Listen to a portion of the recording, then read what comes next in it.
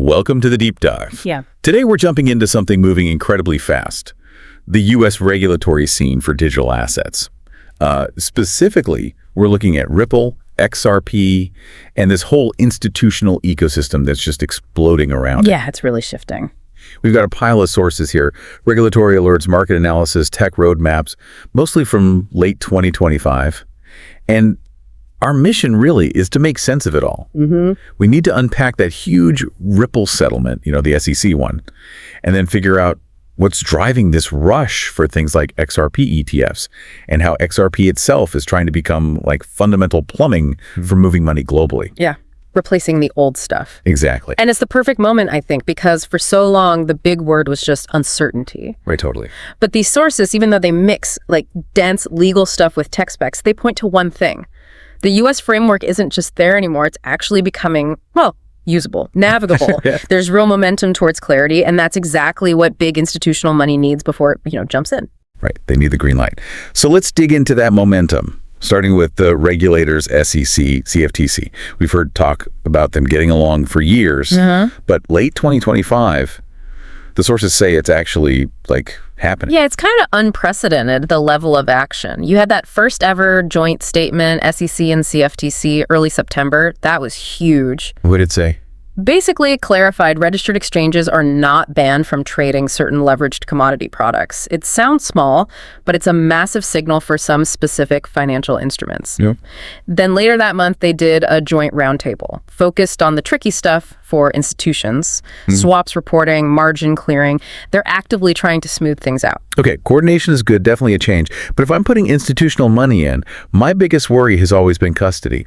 Where do I legally keep this stuff? Right. That's where this state trust no action letter comes in, the NAL. Exactly. This NAL from SEC staff late September is really interesting. It hits this old problem head on. Well, for ages, institutions couldn't really use state-chartered trust companies as qualified custodians. It wasn't clear if they counted as a bank under the rules, the Advisors Act, and that ambiguity just froze billions in potential investment. Okay, so what did the NAL actually allow? What's the breakthrough? It allows registered investment advisors and funds to use certain state trust companies as qualified custodians, but, and this is the key part, specifically for crypto assets. Just crypto. Just crypto, and the cash needed to manage it. It's the SEC creating a tailored solution. They demand serious diligence, written safeguards, solid private key management. That makes sense. But, and here's the regulatory finesse, the SEC explicitly said this only applies to crypto. They're not saying these state trusts are suddenly banks for stocks and bonds. So it's very targeted. Extremely. Solves one big problem without blowing up the whole existing financial structure. Pretty clever, actually. Yeah, that is classic regulatory maneuvering. But it works. And it seems like the SEC's bigger plans are kind of pointing the same way. A more welcoming posture, I think one source called it. Absolutely. Look at their spring agenda. 4 big proposals, all aimed at stability. Look what? Modernizing custody rules for crypto, updating how transfer agents work using DLT, clarifying broker-dealer rules, plus even the Corp Fin division clarified stuff around liquid staking. Okay. Saying basically that common staking activities aren't necessarily securities offerings. The message seems to be, we're building the framework piece by piece. Come on in. Right. So that groundwork really sets the stage for the main event, legally speaking, that unlock XRP for institutions, that final SEC versus Ripple settlement. Yeah, that 5-year fight. It started way back in December 2020, right? It was the bottleneck for the entire XRP world in the U.S. And the resolution, August 2025. Yep. Ripple paid a $125 million fine, and they agreed to an injunction, which basically limits certain future direct sales to institutions. Hold on, $125 million. That's a big number. Was that seen as a win? Or did it feel like the SEC still got a big chunk out of them? That's a fair question. I mean, yeah, it's a lot of money, but most analysts saw it as, well, the cost of doing business to get certainty. Buying peace, basically. Exactly. The dollar amount was less critical than the legal precedent that stayed in place from the earlier court ruling. Which was the key part. That was the absolute key. The court had already made this distinction, right, between different types of sales. Right, the sales to regular folks on exchanges versus the big direct sales to institutions. Precisely. And the settlement kept that ruling. So XRP bought on exchanges by retail, not a security. Those direct institutional sales, yes, those were treated as securities. And that nuance, that specific carve-out, that's what blew the doors open for exchanges and institutional buyers. No more fear of trading an unregistered security on Coinbase or wherever. Pretty much. Best possible outcome for just letting the market function again. And the market reaction showed that relief, didn't it? Oh, immediate. Overwhelming. That uncertainty just vanished. XRP price shot past $3.30. Trading volume hit, $12 billion in 24 hours? Right. All that capital that was just waiting, it flooded back in. Okay, so the legal fog lifts, the gates swing open. Let's talk about that flood the institutional money, especially through ETFs. This is where clarity turns into actual investment products. There's a full-on sprint now. As soon as that settlement was final, boom, major asset managers filing XRP ETF applications. The odds look good. Very good. Bloomberg analysts were putting it at 95% chance of SEC approval by end of 2025. We even saw one launch before the final settlement, the ProShares Ultra XRP ETF back in July. Shows you the confidence. These firms weren't messing around. I saw something about them trying to force the SEC's hand during the government shutdown. Oh yeah, that was quite a power move. You had issuers like Bitwise, Canary Funds, they actually filed changes to their S1s. The main registration form, right? Yeah, right. And they took out this standard bit, the delaying amendment. Basically, it's where you promise the SEC, okay, we'll wait for your specific green light to launch. By removing it, they were essentially saying, look, the clock is ticking. If you don't object in 20 days, under the rules, we might be able to go live anyway. It could become auto-effective. Wow. Talk about aggressive. Shows you how badly they want it to be first to market, capture those initial flows.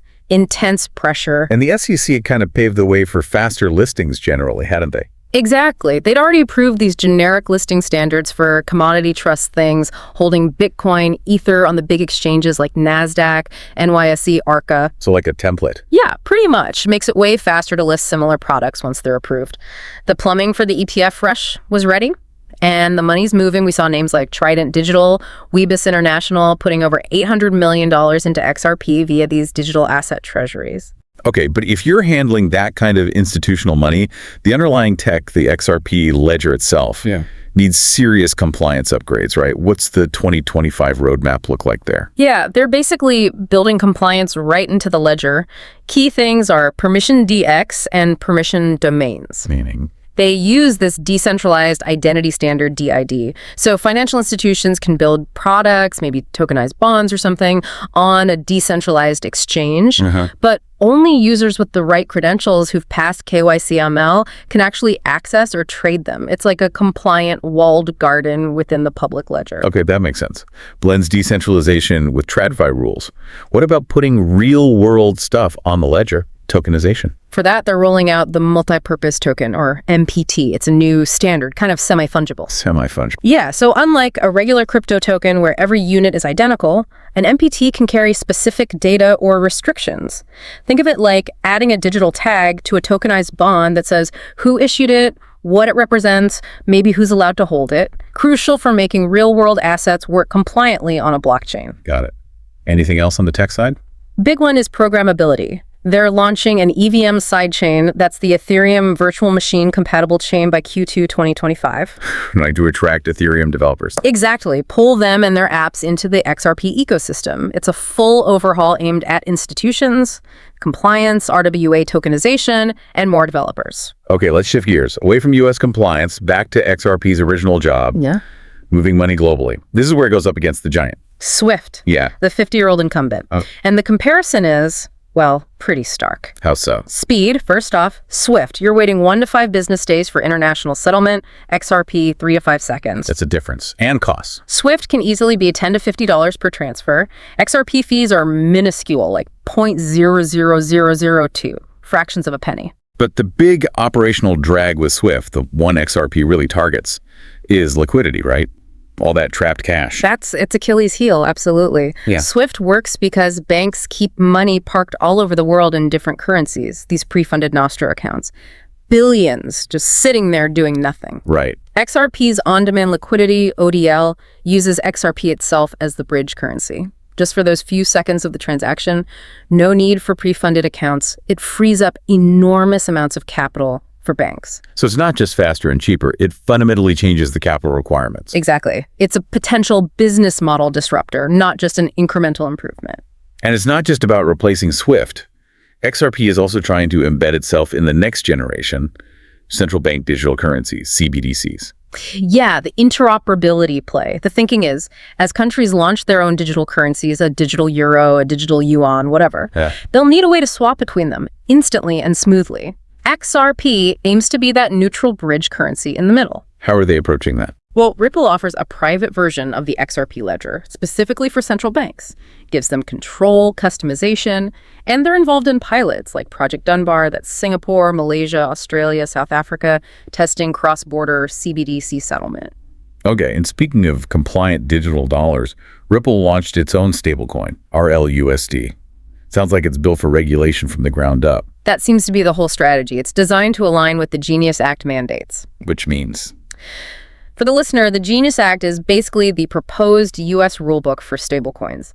Full reserve backing, regular audits you can see, strong capital rules. Very strict. So RLUSD wants to be the clean, compliant dollar coin. Precisely. The goal is to be the safe, regulated option. Projections in the sources suggest it could grab 5–10% of the stablecoin market by 2026, which is huge. And it's already being used for practical stuff like settling trades for institutional tokenized funds. BlackRock's BUIDL fund was mentioned. Okay, so we have the regulatory wins, the institutional doors opening, the global payments angle, but then you look at the actual market price, and there's this wild divergence between sober analysis and just, well, extreme internet hype. Yeah, the sentiment is all over the place right now. You've got serious analysts like Stephen McClurg upping their forecasts for ETF inflows, talking $5 billion plus, potentially a top 20 ETF launch ever. Wow. And general analyst consensus seems to be pinning the price maybe somewhere between $3.40 and $4.20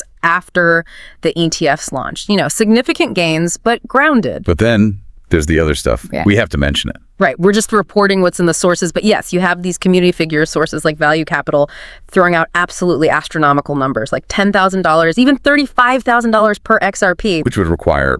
What? I mean, you're talking a 4,000x to 14,000x increase from current levels. Yeah. Most observers would say that's, well, let's just say highly speculative. Yeah. Bordering on fantasy. And even with all the positive fundamental news, the short-term charts aren't exactly screaming moonshot right now, are they? That's the crucial reality check.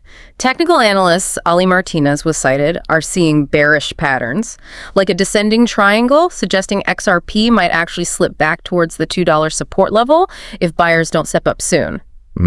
Plus, you're seeing instability with the big holders, the whales. On-chain data shows large amounts moving, sometimes to exchanges like Coinbase. Over $52 million in one recent chunk. That often means people are getting ready to sell or take profits. So a lot of conflicting signals in the immediate term. Definitely. Short-term caution versus long-term institutional optimism. Okay, let's try to tie this all together then. What's the main takeaway from this deep dive? I think the core story is that shift in the U.S. from total legal fog to actual defined regulatory paths. The Ripple settlement was huge, obviously, but also the SEC's moves on custody, the groundwork for ETFs. Yeah. It's all combined to really finally unlock XRP's potential for institutional money in the U.S.